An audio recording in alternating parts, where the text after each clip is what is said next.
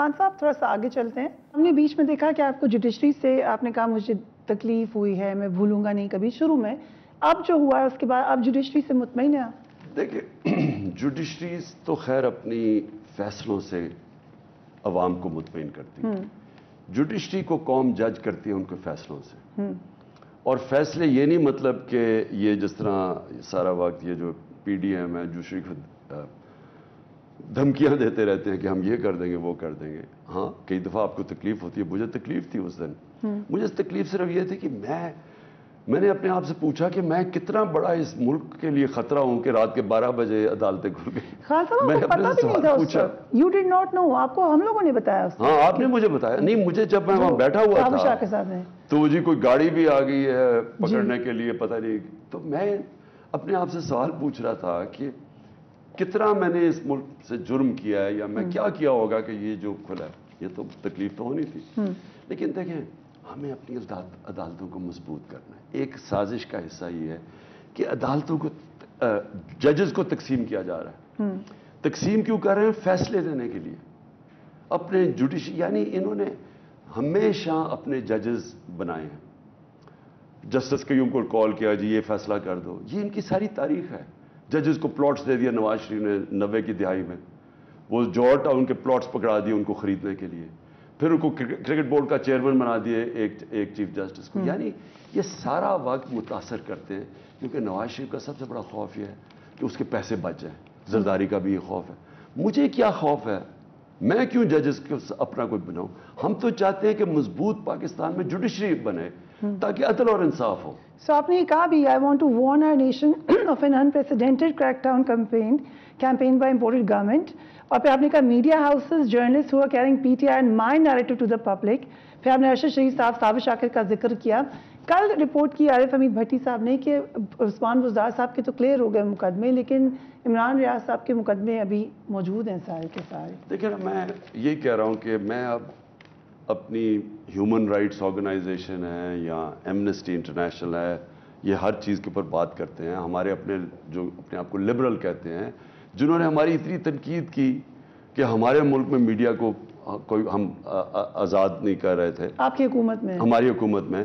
مجھے بتائیں کہ جو آج میڈیا سے ہو رہا ہے, میں تو مارشل لاز کے اندر بھی اس طرح میڈیا کے اوپر کریک ڈاؤن نہیں دیکھا. مجھے یہ بتائیں, ایاز امیر وہ ایک دانشور ہے اس ملک کا, اس سے اوپر ریسپیکٹ ہے اس کی. اس کو جو انہوں نے مارا, سمیع ابراہیم سے جو کیا, اس کو مار پڑوانے کی کوشش کی. عمران ریاض کو جیل میں ڈالا, چھوٹے سے کمرے میں بند کر دیا. سابر شاکر باہر چلا گیا ہے, ارشد شریف باہر چلا گیا ہے ملک چھوڑ کے. جس طرح کا یہ ڈرا رہے ہیں لوگوں کو, یعنی وہ خاور کے اوپر کوئی کیس, گمن کے اوپر کیس کر دیے.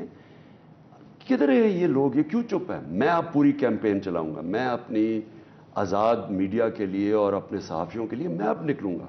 میری جو کیمپین ہے اس میں پورے میں اپنی, اور اے آر وائی سے جو کیا, اب جو بھی میں پھر سے ریپیٹ کرتا ہوں, اگر گل نے کچھ کہا بھی تھا, وہ اے آر وائی کا کیا قصور تھا؟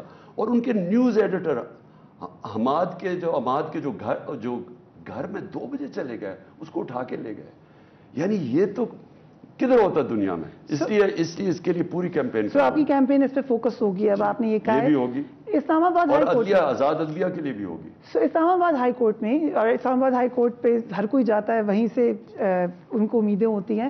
یہ والا کیس جو میڈیا والا تھا, ارشد شریف صاحب موجود تھے, عمران ریاض صاحب, تمام لوگ, انہوں نے بتایا کہ ہم پہ کریک ڈاؤن ہو رہا ہے. تو اس وقت چیف جسٹس نے کہا کہ آپ ایسا کیوں نہیں کرتے کہ جو آپ کی حکومت میں کریک ڈاؤن ہوا ہے وہ بھی لائیں اور ان کو بھی لائیں, ان کو اکٹھا لا کے کریں. یہ بڑا اچھا کرے. میں بالکل یہ کہتا ہوں, جو ہماری حکومت میں میڈیا سے وہ پبلک کے سامنے لے کے آئیں, جو بھی میں چیلنج کر. بتائیں, مجھے بتائیں کیا سر متی اللہ جان صاحب کو اٹھا لیا گیا. میں آپ کو افسار عالم صاحب کنہوں نے ان لوگوں کو جو متی اللہ جان یا کسی سے بھی کیا, میں آپ کو یقین دلاتا ہوں جیسے ہی مجھے پتا چلتا تھا نا, ہم اس کو کرتے تھے. اور مجھے پتا ہے میری گورنمنٹ انوالو نہیں تھی, کون تھی میں نہیں کہہ سکتا, لیکن ہم انوالو نہیں تھے. اور جیسے ہمیں پتا چلتا ہم چھڑواتے تھے. اور دوسری چیز, کبھی سوشل میڈیا پہ ایسے ہوا ہم نے صرف کس پہ, جب ہمیں کریک ڈاؤن کس پہ ہوتا تھا, فحاشی کے اوپر. یعنی یہ جو پورنوگرافک مٹیریل آتا تھا, آپ پی ٹی آئی سے پوچھ لیں, کئی دفعہ بڑا گند آتا تھا اس کے اوپر, ہم فیملیز آبجیکٹ کرتی تھی. اور پھر ایک ایسی کیمپین یعنی فاش قسم کی کیمپین چلاتے تھے اس کے اوپر فیک نیوز کی اس کے اوپر. لیکن کبھی اس طرح کا کریک ڈاؤن نہیں تھا. مجھے آج بتائیں کہ گھروں میں گھس کے لوگوں کو اٹھا کے باپ کو پکڑ کے لے گئے کبھی ایسی کیمپین نہیں چلی. اور میں چاہتا ہوں کہ اسلام آباد ہائی کورٹ کے سامنے سب کچھ رکھا جائے. سو یہ آپ نے کہا کہ اکٹھے ٹیب ہو کے اکٹھے اس کے اوپر کیا ہونا چاہیے. So coming back to cipher, آپ کے خیال سے کبھی اس کی حقیقت پتہ چلی کہ ایک بات ہی کہی جا رہی ہے کہ آپ کو شاید یہ مشورہ ملا ہے کہ لیٹس موو آن, اس کو ختم کرتے ہیں بات کو اور آگے چلتے ہیں. دیکھیں موو آن تو ہم تب کریں کہ ایکنالج تو کریں نا ہوا کیا. دیکھیں سب سے بڑی تو یہ پاکستان کی توہین ہوئی ہے. ایک پاکستان کے ایمبیسڈر کو ایک انڈر سیکرٹری آف اسٹیٹ کہہ رہا ہے کہ اپنے پرائم منسٹر کو اگر نہیں ہٹاؤ گے تو ہم یہ کر دیں گے. یعنی یہ ایک ملک کی توہین ہے. سوچ سکتے ہیں ہندوستان کے کوئی ایمبیسڈر کو کوئی کس کی جرت ہے کہنے کی. مجھے ملک بتائیں, چھوٹے چھوٹے ملک, نیوزی لینڈ ہے, چھوٹے ملک ہیں, کیونکہ وہاں ایک قومی غیرت ہے. یہاں ہمیں کہا گیا جی یہ تو ایسے سائفرز آتے رہتے ہیں. جی کس کو ایسے سائفر بھیجتے ہیں؟ کون سا بے غیرت پرائم منسٹر ہے جو اس طرح کا سائفر پڑھ کے چپ کر کے بیٹھ جاتا ہے؟ یعنی شرم, ملک کی توہین ہے کہ پرائم ایک آ کے کہہ رہے جی امریکن انڈر سیکرٹری اس کو ہٹا دو. تو چپ کرنا کیا مطلب؟ میں نے ہر جگہ انٹرویو دیا, میں نے CNN پہ کہا ہے ہلو جی امریکہ آپ کے خلاف ہو جائے گا. کیوں خلاف ہو جائے گا؟ امریکہ کو پتا چلنا چاہیے. 100% لوگوں کو نہیں پتا کہ یہ ڈونلڈ لو نے کیا کہا. اگر وہاں پتا چلے اور رجیم چینج کا پتا چلے, ان کے ملک کے اندر ریئیکشن ہوگا اس کا. اس لیے وہ چھپانا چاہتے ہیں وہاں, وہ چاہتے ہیں کہ بات زیادہ نہ نکلے. بٹ آپ نے ایک جلسے میں یہ بھی کہا کہ بائیڈن ایڈمنسٹریشن کا ایشو ہے. اگر وہاں پہ ایڈمنسٹریشن چینج ہوتی ہے تو آپ کے خیال سے معاملات تبدیل ہوں گے, اور خاص طور پہ ابھی آپ کے تعلقات, کیونکہ ہم نے سنا کہ وہاں ایکنالج ہوا ہے تھنک ٹینکس میں کہ آپ ایک پاپولر لیڈر ہیں, آپ کے جلسوں کو وہاں دیکھا جا رہا ہے تھنک ٹینکس میں, دے کلوزلی مانیٹرنگ اٹ. ہمیں پتہ ہے یہاں پہ لوگ آئے جو بڑے خواہش مند تھے آپ سے ملنے کے لیے بھی. سو کچھ معاملات پہلے میں ایک چیز آپ کو بتاؤں فریہ, میں اس میں بھی کیا بیٹھا ہوں جو ہمارا جلسہ تھا. دیکھیں ہمیں ہمیشہ امریکہ سے اچھے تعلقات رکھنے چاہیے, اور وہ اس لیے کہ سپر پاور ہے, ہمارا سب سے بڑا ٹریڈنگ پارٹنر ہے, سب سے زیادہ ایکسپورٹس پاکستان کی امریکہ میں. ہماری سب سے طاقتور پاکستان کی جو کمیونٹی باہر رہتی ہے, پاکستانی امریکن کمیونٹی, وہ وہاں ہے.